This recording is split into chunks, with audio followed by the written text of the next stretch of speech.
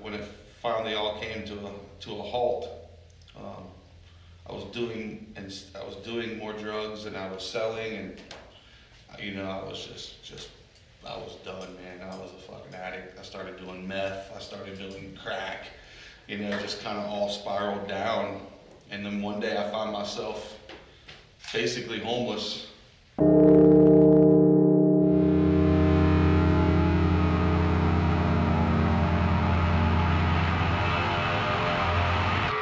Oh shit. We we did a little bit of research on your website and we found something pretty interesting. You guys have a mac and cheese cook-off coming up sometime soon? 17 days. What's up with that, man?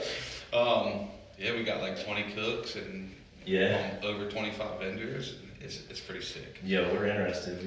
I got you, man. I'm quite the macaroni connoisseur. Yeah, I got you guys for sure. Just come by and get some wristbands. And Yeah, hell yeah. Yeah. This room though, the room's been pretty good to me. I went to them and they're like, hey, for me, I need a room to shoot this podcast, and they're like, you know what you're getting into? The world of podcasting. Yeah, the world of podcasting. It's kind of blown up, so I've been really intrigued. I've been wanting to do a podcast for a long time. Yeah. What's your idea? What you trying to do? Well, just more like just real shit, man. Just kind of getting people to air out their laundry and kind of just Yeah. My whole thing is I've got a tattered past and I like to share it. Yeah. And hopefully it'll influence somebody not to go down that path, or Yeah. if someone's in a dark place or something, they feel like there's no way of getting out or no end in sight, they can feel like there's something out there through passion and drive and doing what you love to do. Yeah, that's sort of. I really don't have like I don't really have a crazy past. It's pretty Right. normal. So I'm trying to get business owners, entrepreneurs on here that have like I guess kind of like forged by failure, kind of had a sure. tough past, and they like overcame that, Yeah. and has a bomb ass Well, business now. That's my whole thesis. Yeah, and like a lot of people think like when they think successful businesses, Mhm. it's all about the money. Mm-hmm.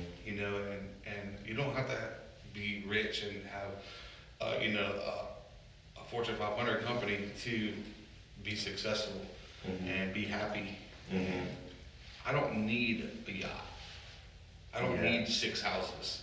I don't need 9 cars. Yeah, boat would be cool. I mean, I have a 19-foot Carolina skiff that I got for like 10 grand. Yo, that's all you need, man. You know what I mean? That's Like all- it's sick and it does what I want to do, man. And it's more just Yeah. about family and community and if you, I know a lot of dudes that have all that shit, Mhm. and they're on the outside they're happy. Yeah. You know what I mean? But if you stripped everything away from these people, they would have 2 people to that kid up on the phone and be like, hey man, come pick me up. I'm stranded down the street. Mm-hmm.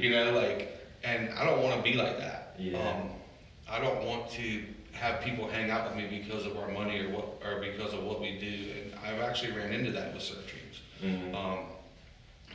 We help people and help kids and help families and stuff, and then they get back on their feet and it's time to help other people, and those people stop pitching in and stop helping, Mm-hmm. Which is fine. That's cool, but Mm-hmm. we don't really want to.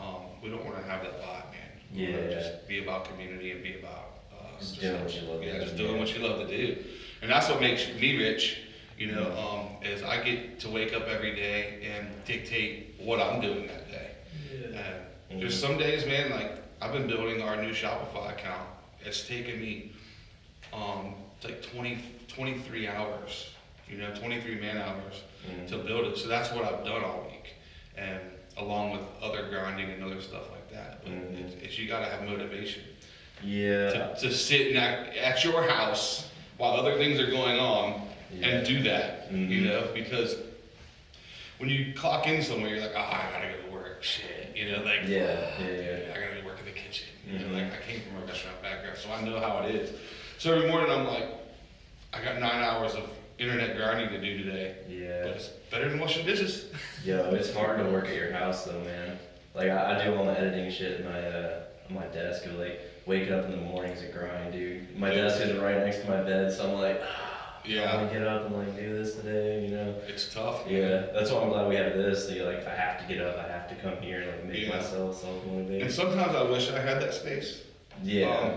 Just to focus on what I'm doing. And with virtual school, you know, I have 4 kids, and 3 of them live at the house, and you're taking calls, and you're reading, and you're YouTubing stuff because you don't know how to do something, so you hit YouTube, and then the dogs are barking, and the mailman shows up. Yep, been there, dude. You know, Johnny from down the street shows up at the house, and the kids are running around, and you're all like just trying to keep focused on that as well. So sometimes I wish I had that office, but at other times it's like, you know, you can sit down, you can do your work, you're like, oh, I'm hungry. Just get up and make some food and sit back down. So it's a blessing. I also have a PS4, so that's kind of that's super distracting, huh? That's bad, dude. Let me just do a playback. That's for sure going. The recorder. Oh, yeah. Okay. Cool. I just know we're good. We're running. I just know. Was there like a trash can? You like can a napkin or something? You can throw it on that table over there, and we'll take care of everything. Hello. Alright, yeah, I think we're good. I just got like paranoid. Cool, man. Yeah, self-motivating is hard. Especially when that's my biggest vice right now, is I'm just lazy as shit. Really paranoid that things aren't running. Dude, I'm always paranoid about these cameras because I've had like PTSD of them shutting down, like me not getting in. And not get the clip or get the shot, or you know, it's like. Dude, yeah. I've been trying to get out and like get more surf footy. Like I've been having fun doing it, so I'm kind of excited to shoot with you sometime whenever we get. I didn't send you our schedule, man, but we go a lot of really cool places. Yeah. Oh, yeah. Justin actually said, "Is Nicaragua you just went to? Puerto Rico. You just got back from Puerto Rico. My son's in Hawaii. Man, Puerto Rico's popular. How was it? It's always good, man. Yeah. What'd you get into over there? Surf, cruise, hang out, go see, snorkel, just kind of visit the island. I first went there with Kelly Richards about 6 or 7 years ago. He's been going forever, and I went there with him first, and he's like the guru of Puerto Rico, but he taught me a lot of cool stuff about the island, and now I get to share that with people, so that's really cool. Yeah, that's dope. That's my goal, man. I'm trying to get to Puerto Rico. I'm trying to go to these like tropical islands. Done deal, dude. Too easy. Dude. Roll with us, you're there, dude. We got you. I'm trying to be a traveler and like something. Sugar videographer or whatever. I got like 30 something events for the rest of the year. Dude, hell yeah. You're busy. Yeah. You're like real busy. Yeah, dude, that's crazy. What's your biggest? Like where are you Puerto Rico obviously. Yeah, and then I got some California stuff coming up. Mostly East Coast. Yeah. I mean, that's my schedule, dude. Oh, Jesus. I see O'Neill on here. Yeah, we have the O'Neill East Coast Grom Tour, which is one of my surf series. Disney, you going down to Florida? We just got back. Yeah. Just got back from, I should probably look at the dates. But look at the first 4, dude. That was my January. Chicken bog challenge, do these food ones. That's what I see. Yeah, you got me traveling and the food, man. Do you need a passport for Puerto Rico? No, just your license. No, and a COVID test. Puerto Rico trip. Hell yeah, dude. That's what I want. I want to go to Puerto Rico. Dude. Yeah, That's there. Only live the Rum Diaries life. Yeah. Let me run through this. So, Phil Jackson, entrepreneur, founder of Surf Dreams. A foundation that helps kids and adults get in the water and surf, and also they have some sick apparel on them too. Yeah. Yeah, we're launching the clothing line and really kind of taking off with that. You showed me those windbreakers, like, dang, dude. These things look so good. sick. I love them. Yeah, you guys are styling. You showed me what you got coming up. What are you excited about? Mostly. I know you got one that you're thinking about. I'm excited about getting back on the road, honestly, and getting to do some more surf contests. And I love running surf contests. That's like one of my main passions.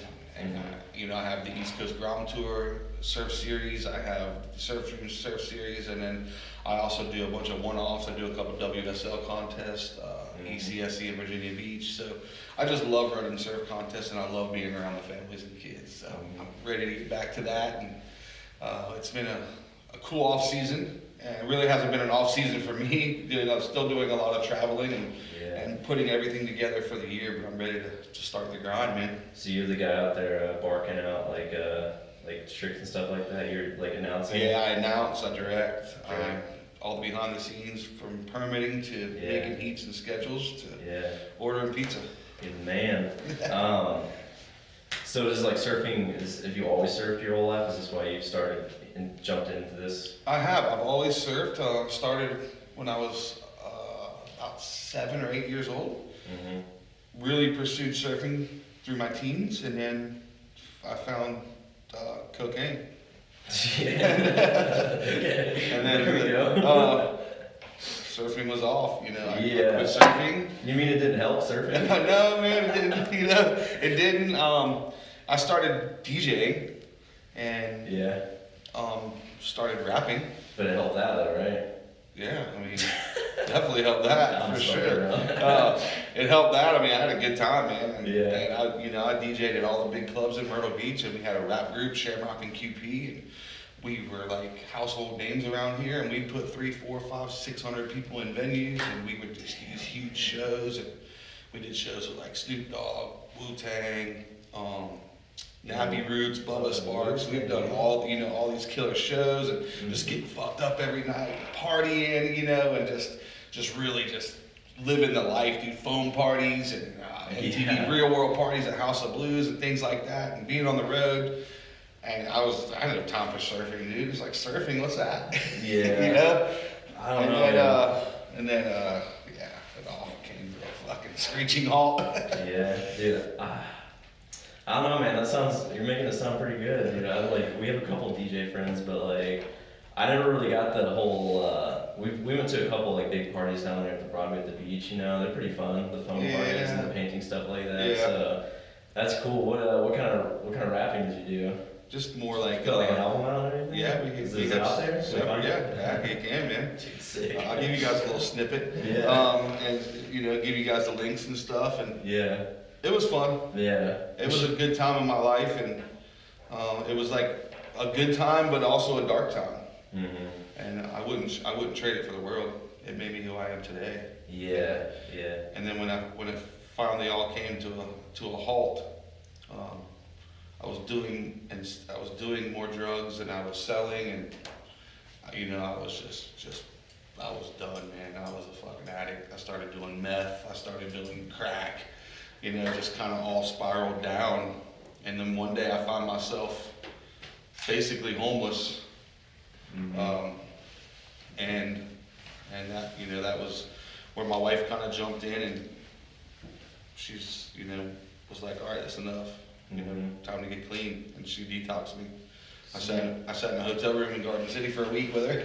Yeah, you said you were selling too? Oh yeah, I was Dang. pushing, dude. Yeah. How's that? I've never really talked to anybody that was like getting in the game like that. You just get caught up in the moment, man. Yeah. I mean, I was making $500, $600, $700 a day. Yeah. I mean, I wasn't like big time, but Yeah. I was definitely making a living, a really good living. But my bar tabs every night were $300-400. Like Yeah, nothing. Like, so let's go. You're Round 'em selling up, them dude. and partying too, dude. Yeah. And then we're performing. Yeah. We're performing shows, we're DJing, like we're doing the whole deal, man. Like we're the freaking complete package, bro. You come to a Shamrock and QP show, it's fucking game on, dude. Yeah. Like it's a party. What year was this? I don't know, like 2000s. Oh, early 2000s. Yeah. Nice. Well, yeah, 2000s, I guess. Yeah, it's prime time, dude.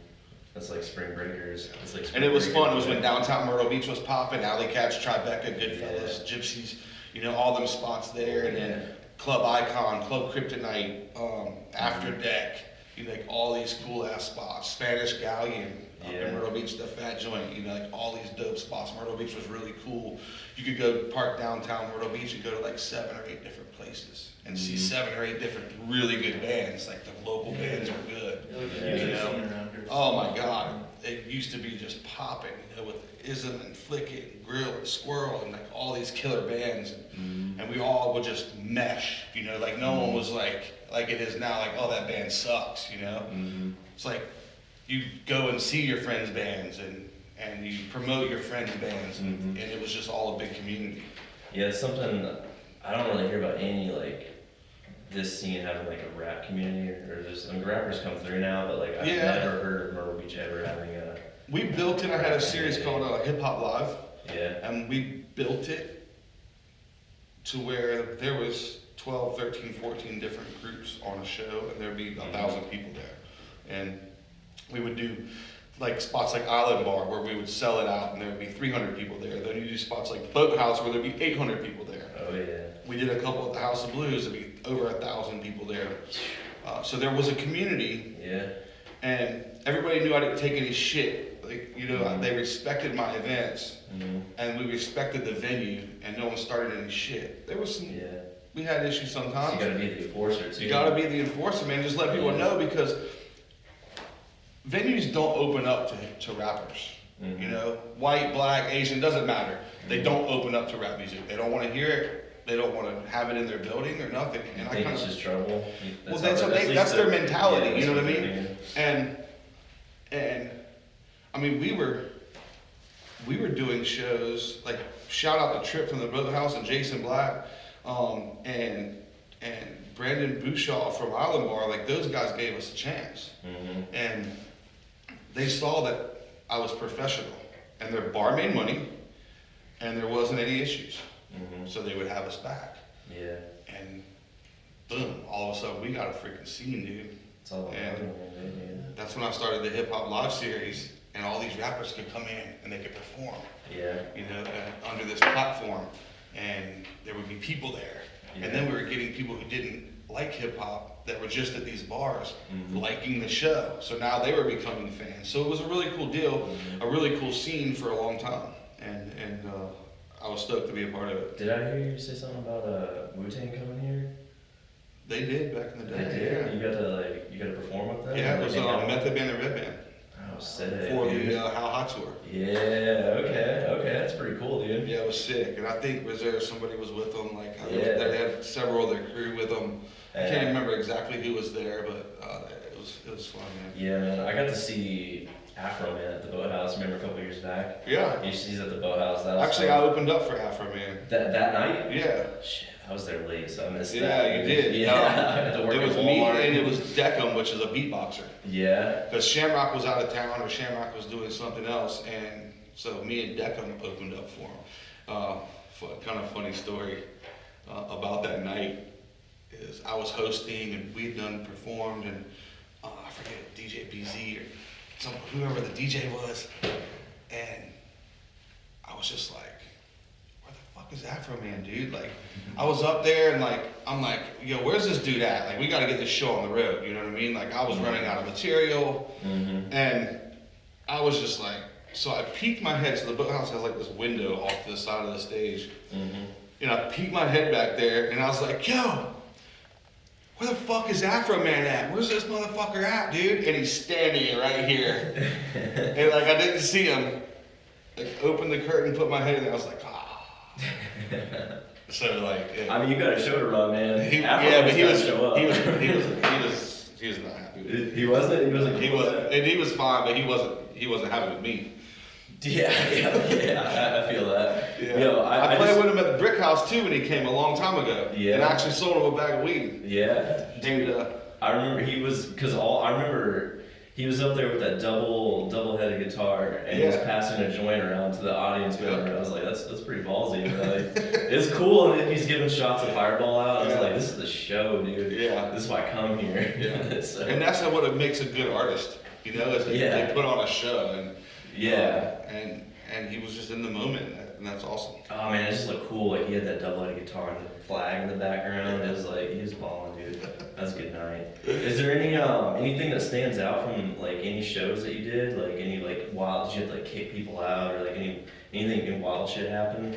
Just stands out. My brother pulled the oh my god, my brother pulled the sink off of the wall in Island Bar and smashed it in the bathroom. That was just for fun? Yes. What did you say? Johnny Cash style? Yeah. That was pretty gnarly, man. Brandon Bouchard was like, he goes, bro, your brother, Brandon's from Boston, right? Your brother just pulled the sink off the fucking wall. And I'm like, what? He just pissed or something? Yeah, he was not having a good night. He got a fight outside. Yeah, that one, and then I think just getting to kick it with everybody, you know, like the Nappy Roots and Bubba Sparks and Yeah, man. Snoop and all these guys, just kind of getting to kick it with them and meeting them and hanging out with them was, you know, super fun. Yeah, that's dope. I think Snoop Dogg came in like years ago, Boathouse. Flatbush Zombies came in the vans, you know, when I was working. Yeah. And at that point, I was like, they're like, yeah, we're playing with Snoop Dogg, and I was like, really? And I was like, who are you? Yeah. And they're like, we're Flatbush Zombies. I was like, cool, I'll look you up. Like, I had no fucking clue who Flatbush Zombies was, my dumbass, you know. Dude, I looked them up, and I was like, oh shit, dude, these guys ASAP Mob, you know. Dude, Yeah. They're killing it, dude. They were, yeah. I didn't get to go to that show, but I heard it was lit. Like, it was awesome. It was. Yeah. It was insane. Actually, one of my first experiences with out of town performing was with supposed to be ICP Oh, and Twisted. Yes, dude. And it was in Greenville. I didn't really follow the ICP Twisted like movement, right? It was just a show.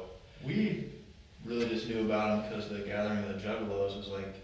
It was like a huge event, right? It was like not far from our hometown. Uh-huh. Yeah. Did you go? No, we never went. I think it left by the time we were like really. Yeah, dude, it was weird. Yeah. The town it was in Cobden. No, it was. Right? No, it was over towards like the Ohio River, like closer to. Oh, okay, like, you know where, gotcha. like, Cave and Rock is. Yeah, okay, gotcha. There, yeah. I thought they were doing that in, like, back in Cobden, dude. We're from a real small town. Yeah, it was like in the middle Oh, really? of southern Illinois. Oh, wow, really? Yeah, they That's did crazy. Gathering of the Juggalos. But yeah, every year is like a big event. People knew that. It was Oh, I didn't know. I didn't realize how crazy those people were. Oh, yeah. They're fucking nightmares. I'm walking into the venue and they have this huge line outside, and we did sound check and we went and ate and we came back and I'm Yeah. like, bro, are we at the right place? Like, what's going on? So they had like an upstairs and a downstairs, and we were supposed to play downstairs. And then the doors are about to open, and dude, the tour manager or whatever was like, we got a problem. And I'm like, fuck, we're not gonna be able to open it. ICP can't make it. Oh, damn. And I was like, fuck. And then Twisted's with them on the bus. Mhm. They can't make it either. And the dude's like, That's the show. we're gonna cancel. I'm like, fuck that. We're here, bro. I'm like, we got hours worth of shit. I DJ. I got my shit with me. Mm-hmm. Like, let's make a party. You know, you got all these people here. Yeah. So there were some people pissed off, and then people just started filtering in the venue. And I was DJing, and then we performed, and people were fucking stoked, man. Like they had a blast, but I didn't realize the whole Eminem beef with them. Like I had no idea. So I'm just DJing, right? DJing between sets, and like throw on like I think it was 8 Mile. It was like bing, bing, like the intro of 8 Oh, Mile. yeah? And then Shamrock looks at me and he's like, and I'm like, what? And I look at the crowd, dude, and they were about to come on the fucking stage, bro, and They kill didn't know me. to like throw shit at people. No, dude, they were like, Yeah. I felt threatened. And I was like, holy shit. And I don't even know, Cut that off. for some crazy reason, I had a Twisted song, an ICP song queued up on the other table. And Yeah. I was like, psych, I'm just fucking with y'all. And put the other song on, dude, and it was straight, you know, but it was like, I was like, holy shit, dude. I would have got my ass kicked. Yeah, you almost had a real Hornet situation there. It would have For swarmed sure. on you. It was the weirdest. They would have went Gigi Allen on you. Yeah, and then Shamrock was like, bro, you can't be playing no Eminem up in here. And then I was like, oh, I didn't know. Like, They're like loyal. Like they're loyal, dude. They were painted, the whole deal. Yeah. I met a kid named Cody Flatten there. Cody's was like 12. There was dudes like trying to give me acid, like they were just like eating mushrooms. I mean, it was a party, dude. Oh Yeah, yeah. assume whatever you want. Yeah. Everything I've heard, like just like at the gathering, like they're all super like friendly people. They're all super nice, but one person gets murdered like every year. They wanted to fucking my head on a stick for playing Eminem. Yeah, dude. That makes. What do you think? Do you think they have the most loyal fans of anybody in the world? Like, is there anybody else that has more music, anything, dude? Like, what do we got? The Flyers, like fans, like who else? Oh, I'd say it's probably ICP. Is ICP? 100%. Yeah, dude, that's crazy. Anybody else has I mean, loyal fans. I don't see anybody Harry getting. Styles. I don't see anybody getting Yeah, Jay-Z yeah. tattoos. Yeah, dude, you Wu-Tang. see like Wu-Tang probably has a bigger following than Dude, ICP. I have a Wu-Tang tattoo, so. Well, there you go. You know what I mean? Like, I think Wu-Tang probably is number one, ICP is number two in that list. Yeah. Because Wu-Tang, it's like, you see like Grandpa. Yeah, I think rocking the everybody Wu-Tang. Like, Wu-Tang is Wu-Tang. The ICP fans are out doing wild shit though. Yeah, They're like flipping over campers and Yeah. you know, I'm real good. monster truck rally out there. I'm good with all that shit. Yeah, I wanted to go so bad. Dude, I was pissed once you told me that was out there. I was like, I had no clue that they were doing that there. Like we could have been the ones that died that year. Could have been you. It could have been you. I always want to go. I don't know where they do it now. Like, actually, it's not far from us anymore. Not like that. I think they did it in like North Carolina or Virginia. It's following us. Yeah, It's following. Where were us. you guys from in Illinois? Southern Illinois, a place called Anna, Jonesboro. You might have heard of SIU, Carbondale. Yeah.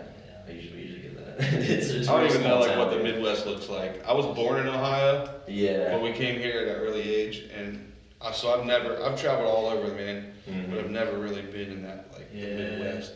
I mean, I love it. It's pretty flat. It's right between the Ohio and the Mississippi River. It's not flat where we live. I guess Central Illinois is flat, and then we're right there. Is it like hills? Yeah, Or there's is a lot it- of hills. Yeah, now I'm thinking we got the Shawnee Park is beautiful. You know, there's a bunch of forestation down there, a bunch of farming. We have corn. Mostly Central Illinois. I know my wife lived in somewhere in Illinois for a year or so. Oh yeah. Yeah, she lived in there. It was like she said, it's like cornfields and old houses and Oh, shit, yeah. like scary movie stuff, Yeah, like horror films. It's like you're in Jeepers Creepers. Yeah. Or Children of the Corn or something. Yeah. Oh, there's been some murders there. Like some crazy weird shit. Yeah, it can get creepy, like, you It's know. dark and depressing there. Yeah, it's emo music, you know, Midwest emo music, smack dab in the middle of Illinois, dude. You know, awesome. we have the saddest bands around, you know. Yeah. We didn't grow up partying like, you know, like in the clubs and stuff. We grew up, you know, playing acoustic guitars and. Right. Yeah. Well, that's why when people travel here and visit here, they lose their minds. Yeah, dude, Like- this is the place to go to party, dude. Yeah. And they take it to the next level, you know? Yeah, I guess. At what point were you like, you're like, I'm done with the DJ, I'm done with rapping, I'm gonna start doing Oh, the camera definitely. that's probably dead. If you want, you can switch It's cool. I gotta go work here in a little bit. Okay, cool. Yeah, if everything's set up, then we can just, you know, finish out ourselves, you know. Yeah, at what point were you just like, let's do this and like, let's focus on something else? Basically, when I lost everything, and Yeah.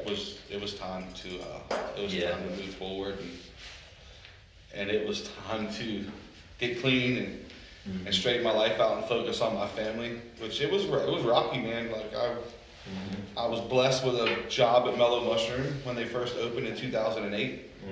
I worked there until I think 2016, and I became like assistant GM or co-GM and ran that place for a while, and that was cool, and it really got my life in order and on track.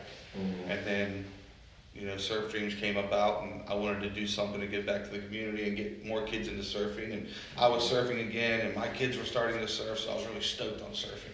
And I was like, all right, well, let's do this. Like, let's do this Surf Dreams thing, and that's what we called it. And we made a logo, and we started giving out wetsuits and boards. That was kind of the first thing that we did was free wetsuits and free boards. We took a thing from the community, and then we did that for a while, and it just kind of morphed into what it is today. We now we're growing the brand. It's an actual brand now. It's not just a nonprofit organization anymore. Now Surf Dreams is a brand, and we're starting to build that brand. We got some private label surfboards coming. You know, we have the clothing line. Surf shop is not out of the question in the future, and we have our surf series, and so the brand is really growing, and I'm ecstatic about it. Yeah, I guess it's good. How do you feel about the whole, the huge wave park coming in? It's gonna be stoked. Think you could like It's gonna be. kind of work with that and grow your, you know? Yeah, I know the guys that are doing it, and That's good. it's a really good plan. It's a really good layout.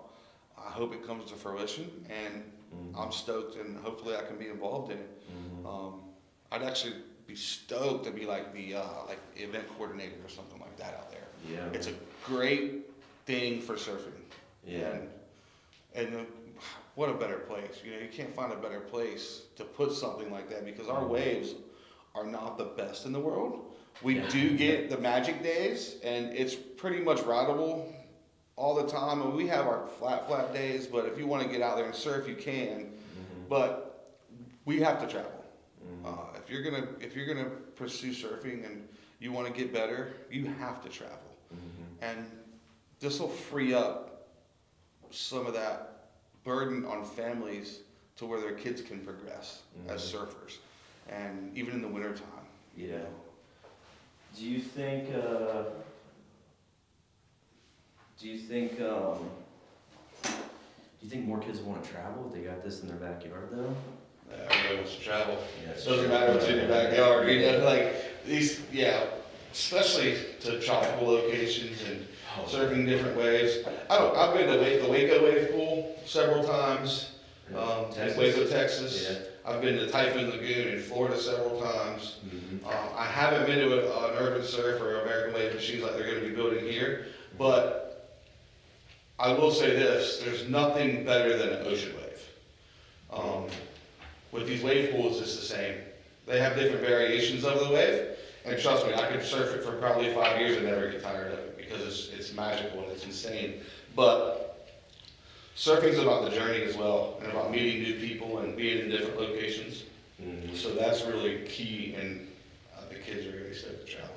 Yeah, honestly, when I think about Puerto Rico, I think it's all about the story and, getting out there and meeting people. Yeah. I like meeting people, so. Anywhere you go, California, Puerto Rico, Nicaragua, Costa Rica, Hawaii, I took some kids out to Hawaii last year, and just seeing the different cultures, and I think it's really important for the kids to see that as well, that not everybody lives like the kid down there in Surfside or Garden City or Merle's Inlet, and you see a lot of that in the Central America. I hate to interrupt, I gotta head out, I gotta go open the shop. Later. Yeah. Where do you work? I work at the Bill Skate Shop. Oh, do you? Yeah. Who's the owner there? Terry. Terry. Well, I need to connect with Terry because we're doing a huge skate contest. Okay. Yeah. If you want to just get my number from Brandon, Okay, cool. I can send you like all Terry's stuff. I can let you know when Terry's in town. You can talk to him. We'll just link up. Yeah. Because I just talked to Frobase and I'm going to the city after this. We just got the permit approved, but it's gonna be a big deal. Like it's gonna be a big thing. Yeah, definitely. You skate? Yeah, for sure.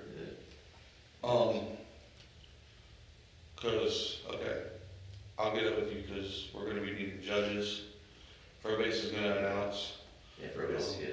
He's gonna announce, like, we're gonna do it up, like, I'm gonna bring the whole infrastructure, my tents, my Yeah. live scoring, we have live scoring. Is it what use? Yeah, we're gonna have live scoring and music, it'll be sick. Oh yeah, for sure. Yeah, we'll get together and definitely get this.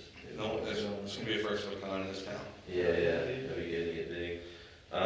You can hear me coming through though, right? Yeah. Okay. You're just like, I don't understand much. I'm not a techie guy, so anxiety is like. I got it, if something falls off, I got it, right? it's just adjusted because you're like talking right. Oh, like right into it. Okay. Yeah, there we go. All right, man. Thanks for helping us out. Yeah. Thanks, Yeah. dude. I'll put you guys down together. Right on. Yeah, just get with me and then I'll get in touch with Terry. I'll give you this contact information. I don't know where I put my keys. But yeah, I'm at the Ville at 6 days a week. Here, take a couple stickers to the shop too. Oh yeah, for sure. Put these on the announcement. Yeah, thanks man. Yeah, man. Yeah. Alright, nice talking to you. Later. Yeah, later, man. How big are you guys now? How big is your fleet? We have 6 board members. Yeah. We have a ton of support. We have just the community is insane. Our Take a Kid Surfing Day events see about 120 to 130 kids per event. Nice. Yeah. Surfing's growing in this town and all over the country and the world, really. COVID was the best thing that ever happened to surfing, besides the lockdowns, but in other places. But for the dance, the dance studios were closed, the gyms were closed, the soccer fields were closed, the basketball courts were closed. So the kids had to get outside, and they had to, go surfing and ride their bike and go skateboarding, which is awesome. And now you see kids riding their bikes all over the neighborhood, and the skate park is packed, and a bunch of kids learning how to surf. And before it was just a dark hole of video games. Yep. And that's what the kids were doing. And they were on social media and TikTok and video games, and no one was really riding their bike in the neighborhood. And now it's totally different. Yeah, dude. So we're stoked on that. We're excited to be a part of it and give these kids something fresh to do. Yeah, Sammy, DeVille, he come back and he was like, dude, sales today were crazy, He's like, everybody's coming and getting new skateboards, like new skaters are going, like, I just want to skate, like, I want to get out, like, even if it was longboard, they were out there trying to push around or whatever, so it's good to see, our... And the thing about skating and surfing is you kind of need a little guidance when you do it. There are some kids who just grab a skateboard, put it down, and they're off. Same thing with the surfboard. But most of the kids, 90% of the kids, if they'll get the wrong equipment, they'll go out there, they won't have a good time, and they'll be like, I hate surfing, it sucks. Because they're not being taught the proper way. So that's where we come in and make sure that they have the best equipment, the right equipment, and they know exactly what to do. And keeps them interested. Then it keeps the families and the parents interested. Because let's face it, the kid could be stoked on it all day long. But if the parent doesn't like the beach, they're not going to go out of their way to take their kid to the beach. That's where we come in. You don't want to go to the beach? We'll take your kid to the beach. You know what I mean? Like, we love the beach. It's so frustrating to see parents hold kids back because they don't want to do it. Sorry, when you had kids, it wasn't about you anymore. And we want to make sure that the parents are stoked on the sport as well. And that the macaroni and cheese cook-off, the chicken ball cook-off, the surf club meetings, things like that, we keep the parents involved too.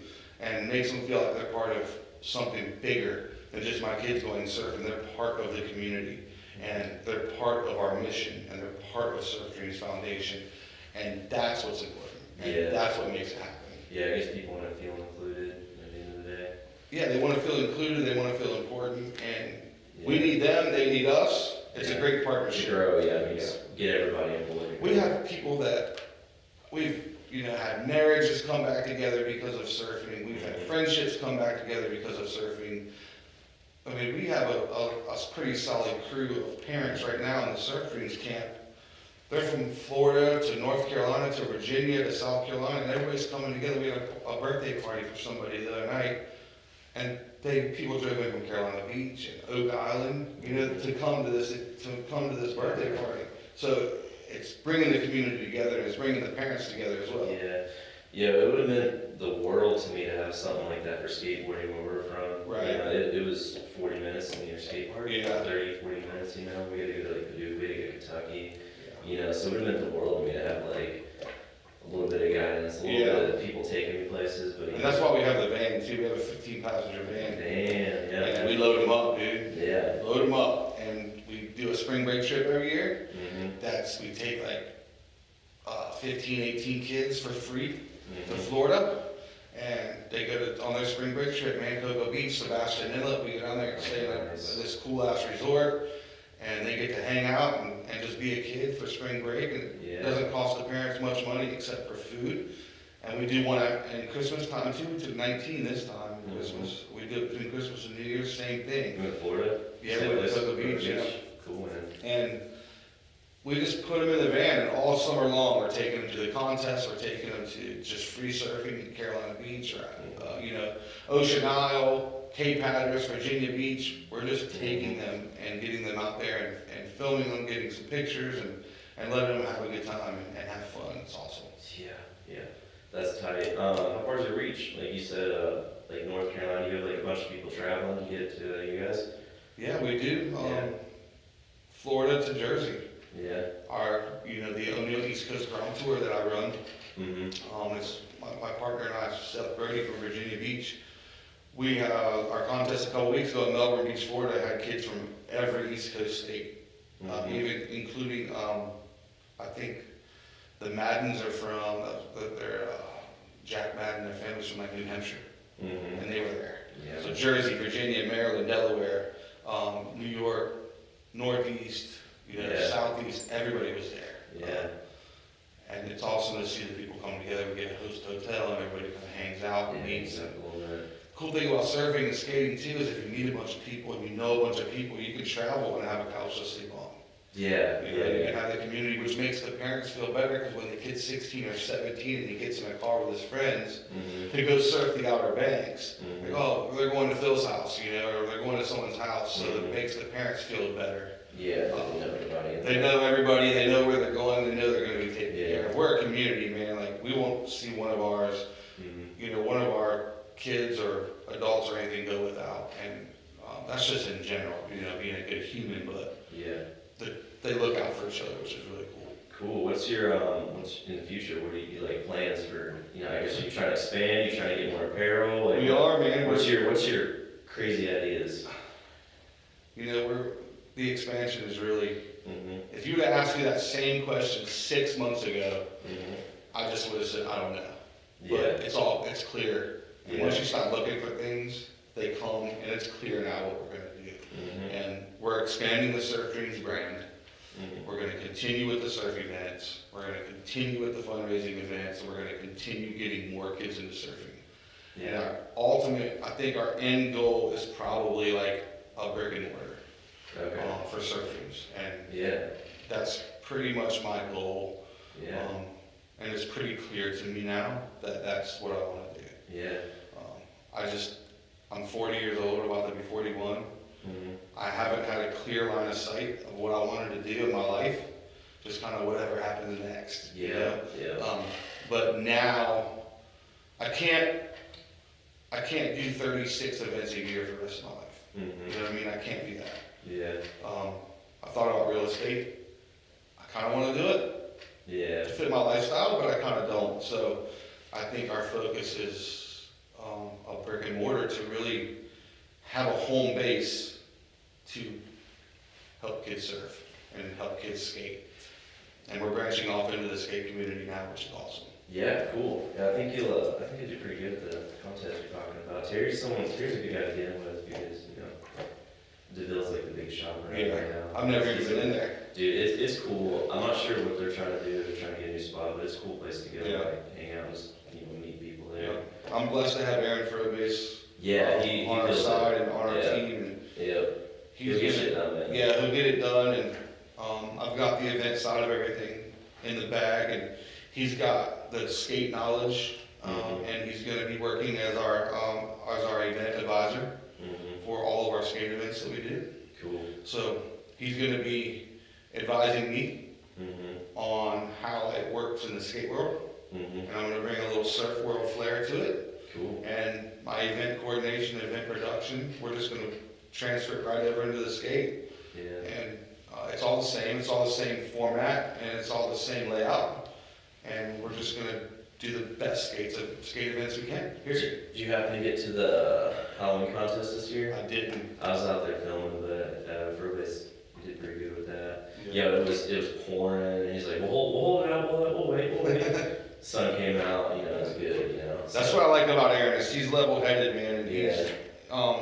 you can't get freaked out, especially when you're running an event, and the weather goes south or something Mhm. is not right, you just gotta put your head down, man, and stay focused, that's what's Yeah. really important. And that's really important in life too, Mm-hmm. is just to try to keep your focus. Mm-hmm.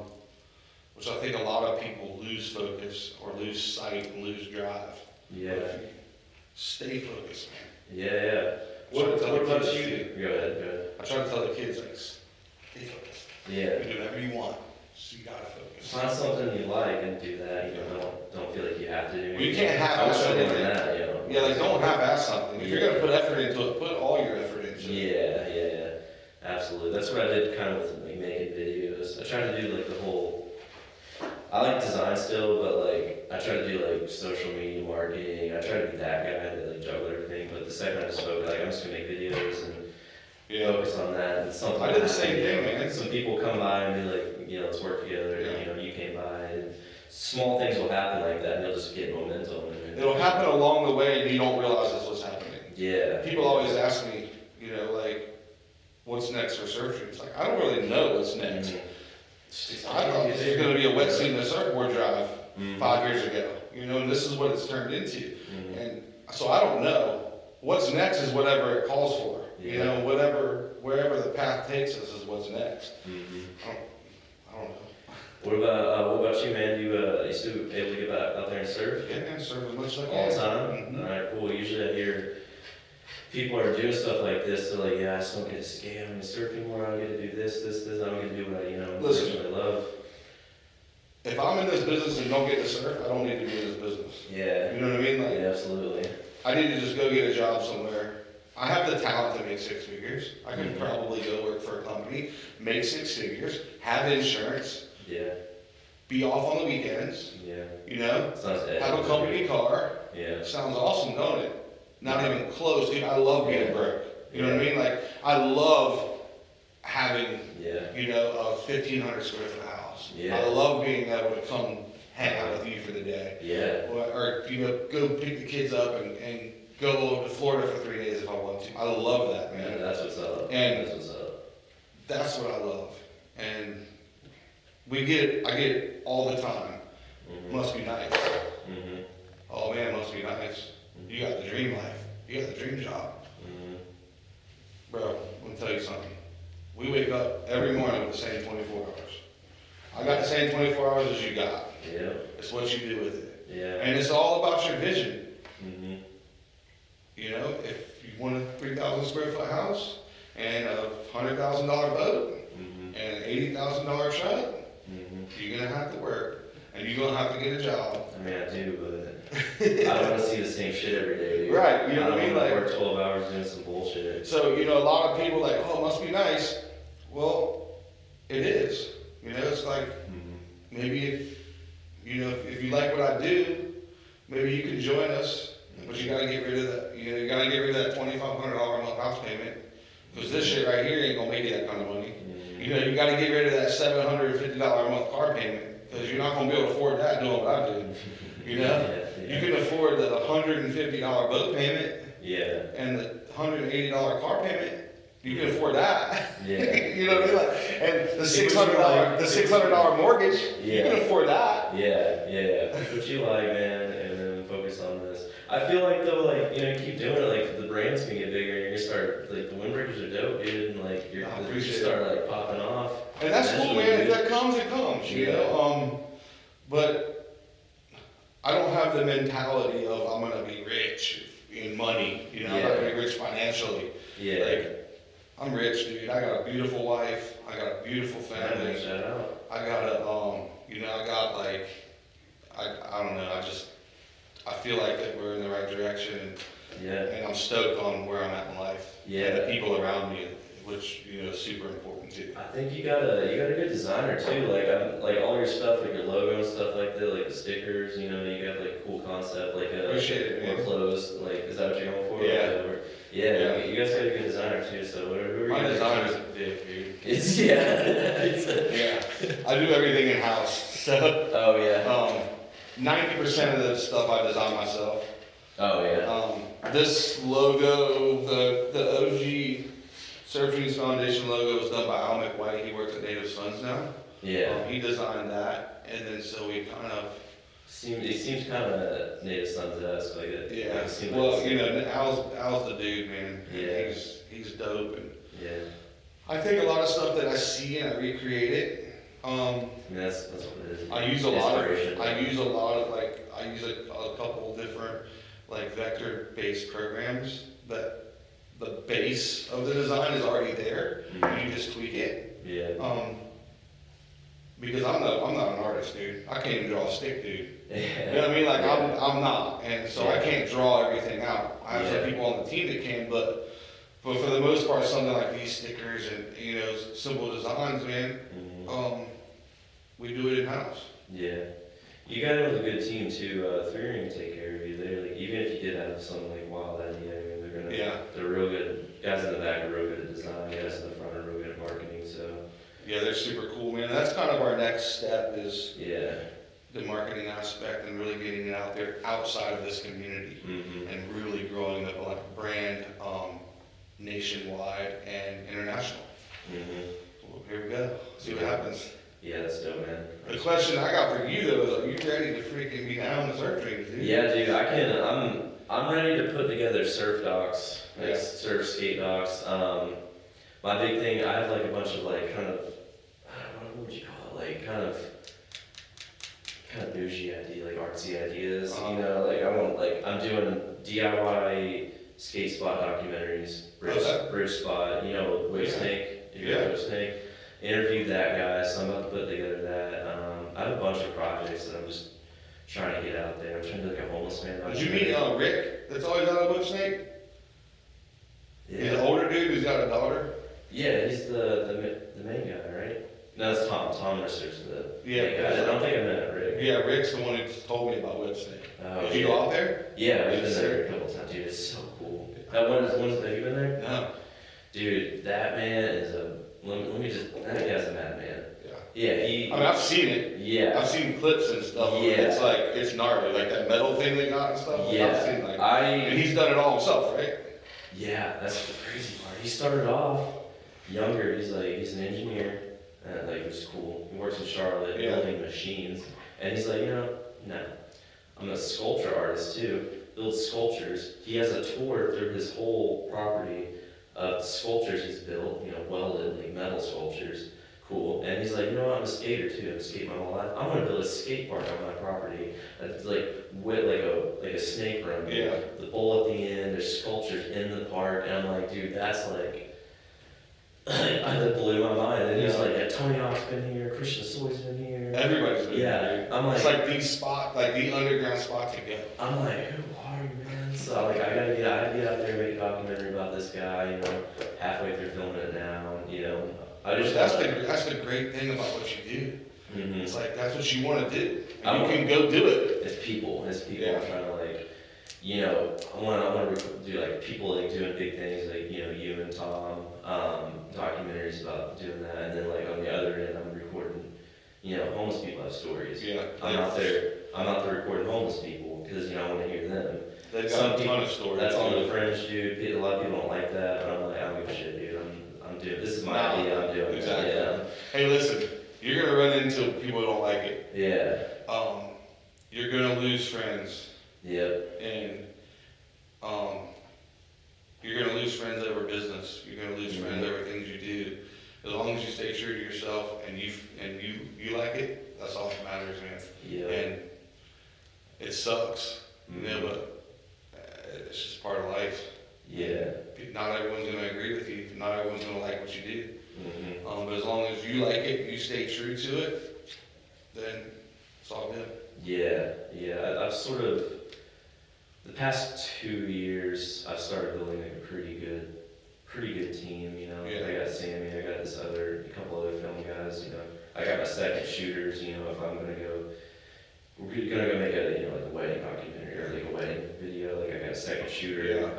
I got people now. And that's important. The surf community, like I met Justin. Mhm. Justin's put me on with, a bunch of people in the surf community, he's super good at that. And I'm just like trying to connect, get bigger, make cool shit, Yeah, Justin's super cool, and he's got a cool brand.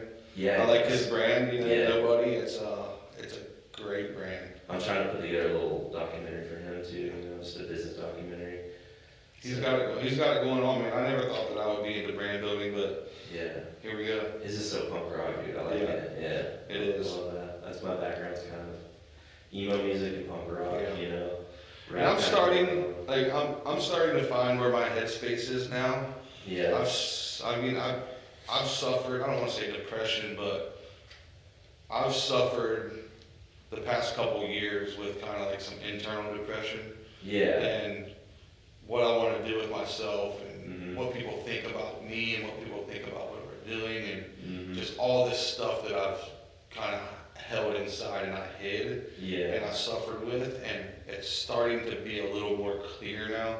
Yeah. I'm kind of getting over it because I always wanted everybody to like me and everybody to like what we're doing in the surf dreams, but it's just not the case. Mhm. And I try to please everybody and I try to not step on anybody's toes and try to stay in my own lane. Mhm. And sometimes you gotta step on people's toes. My buddy Mick has a really good saying. He's like, I can't step on your toes if you're not standing still. There You you know, go. it makes perfect sense. Forward. It makes perfect Set it sense. up. And that's kind of where I'm at. Like, my train's moving, this is what I'm doing, you know what I mean? We're going forward. And get out of the way, jump on board, whatever. I'll support anybody, you know what I mean? I'll be a part of anything that anybody's doing. I'm super stoked, and I want people to be successful. And I want to support people that are trying to be successful. But I'm not gonna sit idle, waiting for someone else, you know, to move forward. So, and that's just kind of where it's at, man, and I'm happy. I'm stoked. Yeah, man, if you're not making enemies, you're doing something wrong. Yeah, For sure, you know. Yeah. I might have a couple lingering out Let there. let the haters hate till they ask you Haters if you're hate, hiring. bro. Let the haters hate till they ask if you're hiring. That's the saying. Wait for the day a high school bully hits me up and asks for a job, you know? Hey, listen, I had that happen. Yeah. I had a couple guys that I wasn't the most liked person. In high school, I was a dick. I didn't have very many friends, you know what I mean? I was just a dick. You know, I was just like, you know, I was just not. I mean, I wasn't like mean to like, I wasn't a bully. I was just a dick. You know, just all around. And so I mean, I had a couple people that were just, I mean, I got jumped a couple times, you know, by a couple people in the surf community. And it sucked, man. Yeah. And it's just, I had an incident where a guy didn't realize who I was. Yeah. And he hit me up and was like, yo, I want to get involved with the foundation. I want to get involved with what you're doing, you know? And I had to call him out. And then everybody deserves second chances, but I had to let him know like who I was and what he did and how it made me feel. And we've been friends ever since. But it's just funny how it comes around. Yeah, man. And I was just like, holy shit, man! Like this dude was an asshole to me. You know, like total asshole. Like, is he still the same dude? Yeah. He's got like a web series that he does. He's a really good dude, motivational speaker. You know what I mean? Like a really good dude. Yeah. But he wasn't that type of dude to me when we were growing up. You know, and so we kind of hashed that out, and then kind of are on the same page now. But it was just weird. I was like, holy shit. Yeah, man. I feel like we all got a little bit of that in it. Like I was a dumbass in high school, you know. I didn't treat people the best, but like it wasn't not the worst, but not the best. Yeah. You know? Hope I get it. Yeah, you just gotta grow out of that, and then hopefully, people will give you, a second chance. You gotta mend things. Yes. Things good. And I believe in giving people second chances, and that people can change. Yeah. And I just believe in looking forward, not backwards. Right on, man. I think I squeezed everything out of you, Anything else you want to throw out there? You got anything on your mind you want to throw out? Last thoughts, final thoughts? Final thoughts, just be yourself. Yep. And be kind, and do some random shit. Yeah. Do some random act of kindness once in a while, and spread the stoke, and tell people how you feel, and just do good shit, be a good human. Yeah, you gotta seize the day. It doesn't matter. You don't need money to compliment somebody or change someone's day or change someone's life. And always remember, you don't know what the other person is going through. Maybe it's a server at a restaurant that's not giving you the best service, or you're at a fast food place and the person behind the counter is not the nicest person in the world, or you're getting your oil changed. You never know what that other person is going through, man. So just always try to give people the benefit of the doubt and give them a compliment and try to change their day. Yeah. Because you never know when you're going to need your day turned around too. Yeah, small things can build momentum. For sure. That's cool. Where are we finding you at? How are we looking you up? Everything Surf Dreams Foundation, surfdreamsfoundation.org on the website, and Instagram and Facebook is Surf Dreams Foundation. So check us out. Instagram, got you. You can hit my Instagram up, Belly Slater 1.